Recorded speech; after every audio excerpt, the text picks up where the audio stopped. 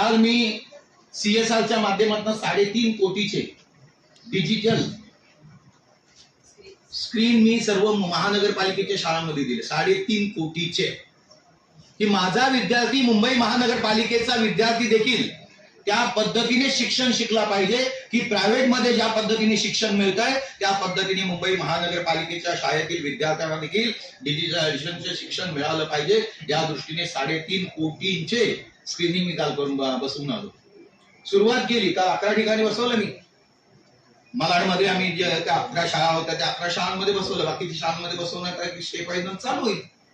हेच नव्हे तर आणखीन केंद्राच्या योजना या इतर राज्याच्या माध्यमातून, कारण जी काही मिळतं फंड हा केंद्राच्या माध्यमातून 60% मिळाला, 40% महाराष्ट्र शासनाच्या माध्यमातून मिळाला, तर 100% हा निधी त्या तरुणाला तो मिळू शकतो आणि मिळणारच आहे.